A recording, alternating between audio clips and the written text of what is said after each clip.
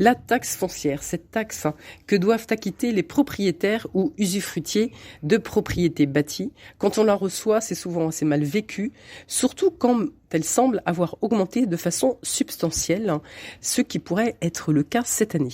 Dominique Mauresmo, vous êtes directrice des finances publiques pour la Mayenne, et Benoît Lézé, vous êtes responsable de la fiscalité des particuliers. Alors, on parle d'une hausse généralisée sans précédent depuis près de 40 ans pour cette taxe foncière version 2023. Dominique Mauresmo. Oui, on parle d'une hausse généralisée. Ce sont des propos assez abusifs puisque en Mayenne, la hausse est très relative. Il y a une hausse comme partout en France due à l'inflation qui est de 7,1%. Donc là, tout le monde aura à subir cette hausse. Mais après, on a beaucoup parlé sur la hausse des taux votés par les communes. Et en Mayenne, il faut savoir que seules 24 communes ont voté une hausse de taux et une hausse de taux très modérée. Donc honnêtement, les Mayennais n'ont aucun problème cette année. D'accord. Donc, c'est plutôt une bonne nouvelle. On va essayer de comprendre un petit peu comment est calculée cette taxe foncière. On va peut-être commencer d'abord aussi par les exonérations, comme ça. Ça sera fait en fonction de l'âge, de la santé, peut-être du contribuable. Benoît Lézé. Alors, en matière de taxe foncière sur les propriétés bâties, effectivement, les personnes qui ont plus de 75 ans, lorsqu'elles remplissent des conditions de revenus spécifiques, peuvent bénéficier d'une exonération de leur taxe foncière, mais uniquement si elles occupent le bien à titre de résidence principale. Pour les personnes qui ont entre 65 et 75 ans, si elles remplissent ces mêmes conditions de revenus, elles bénéficient à ce moment-là d'un allègement qui est forfaitaire de 100 € sur leur taxe foncière. Voilà, donc en principe c'est calculé automatiquement, on n'a pas besoin d'aller vérifier sur la feuille qu'on reçoit pour voir si l'exonération a bien été prise en compte. Alors c'est appliqué automatiquement puisque nous avons effectivement les informations en termes de revenus. La bonne nouvelle, c'est qu'auparavant on prenait les revenus de l'ensemble des personnes qui résidaient au niveau de l'habitation. Depuis cette année, la condition que nous appelons la condition de cohabitation n'est plus exigible, donc dès lors que le propriétaire remplit les conditions, la réduction ou l'exonération est appliquée. Même si toute sa famille habite avec lui. Même si d'autres personnes résident sous son toit et bénéficient elles-mêmes de revenus. Il est important de rappeler que lorsqu'on réside en EHPAD et qu'on a conservé le bénéfice de son ancienne résidence, elle continue à être considérée comme une résidence principale au niveau fiscal et à ce titre, elle bénéficie de l'exonération de la taxe d'habitation. Et si l'on remplissait les conditions de revenus que j'ai évoquées pour bénéficier de l'exonération foncière, on continue à bénéficier également de ces exonérations foncières. C'est une précision effectivement importante. Benoît Lézé, est-ce que vous pouvez nous expliquer assez grossièrement quand même comment est calculée cette taxe foncière ? Alors, comme toute taxe, c'est l'application d'un taux sur une base. La base en matière de taxe foncière sur les propriétés bâties, c'est ce qu'on appelle la valeur locative de référence dite 70, qui est calculée en fonction de la superficie du local, de la qualité de sa construction et des éléments de confort qui la composent. Donc ça veut dire c'est calculé à partir du loyer que je pourrais demander à un locataire pour ma maison par exemple ou mon appartement. Alors c'est un loyer qui est très théorique. Oui. Voilà. C'était le loyer qu'on aurait pu exiger dans les années 70. Il y a une réforme des évaluations des valeurs locatives foncières pour les locaux d'habitation qui sera mise en œuvre dans quelques années et qui elle s'appuiera effectivement plus sur la valeur réelle des loyers qu'on pourrait exiger. Donc là ça peut laisser supposer une petite augmentation. Non, puisqu'il y aura, normalement, ça se fait à volume constant. Donc, s'il y a des augmentations pour certains, ça veut dire que pour d'autres, il y aura des baisses. D'accord. Dans les critères de confort, Benoît Lézé, à un moment, on parlait des ouvertures. Chaque fenêtre rentrait dans le calcul. Je vous vois sourire, c'est un peu une légende. Je souris parce que je suis historien de nature. Donc, effectivement, au Moyen-Âge, il y avait un impôt sur les ouvertures. Aujourd'hui, les éléments de confort que l'on prend en compte, ce sont plutôt les points d'eau, la taille des pièces à l'intérieur de l'habitation, entre autres. Voilà. Donc, typiquement, les piscines. Aujourd'hui, les piscines ont toujours été imposées dès lors qu'elles ne peuvent pas être démontées. D'ailleurs, ça me fait penser à une question. Est-ce que l'administration fiscale fait des contrôles aériens pour vérifier Dominique Mauresmo? La direction de la Mayenne ne peut pas décider de contrôles aériens, mais c'est vrai qu'au niveau national, il y a des contrôles et qu'on exploite les résultats de ces contrôles effectivement dans chaque département. Est-ce qu'il y a des avantages, par exemple, si le logement est particulièrement bien isolé ou répond à des normes environnementales très précises ? Ou est-ce que c'est pas encore le cas? Alors si, il y a des exonérations qui sont mises en œuvre dès lors que vous faites des travaux très importants qui sont destinés à améliorer les qualités thermiques du logement. Donc, on part de cette valeur locative avec ses critères de confort, et ensuite, donc, des taux sont votés par les collectivités, qu'elles soient communales, départementales. Alors plus le département, puisque depuis 2021, la taxe est perçue par les communes et puis par les intercommunalités.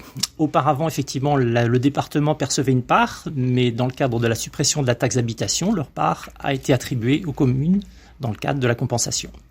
Est-ce que on dit un petit mot sur les propriétés non bâties qui représentent peut-être un certain volume en Mayenne?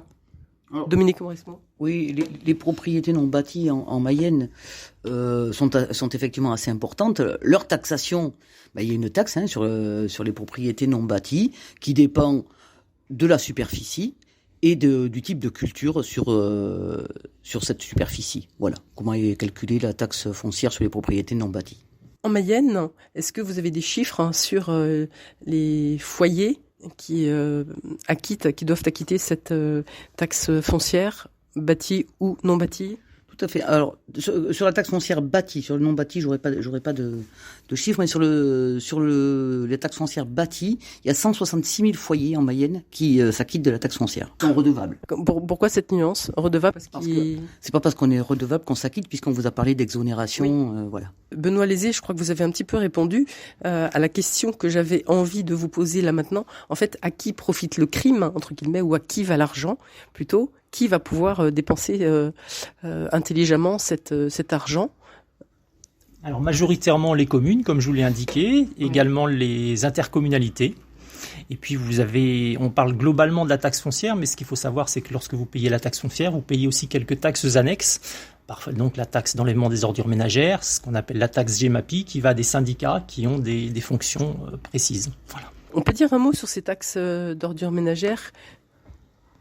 Elles sont stables, elles ont augmenté, comme il y a toute une politique de minimisation des déchets?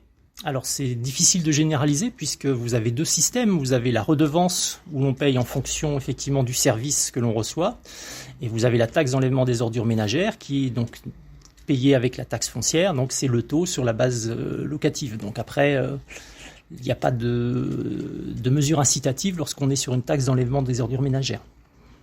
D'accord. Pour compléter la question, quand je vous demandais à qui va l'argent, l'État ne reçoit rien du tout de cette taxe foncière?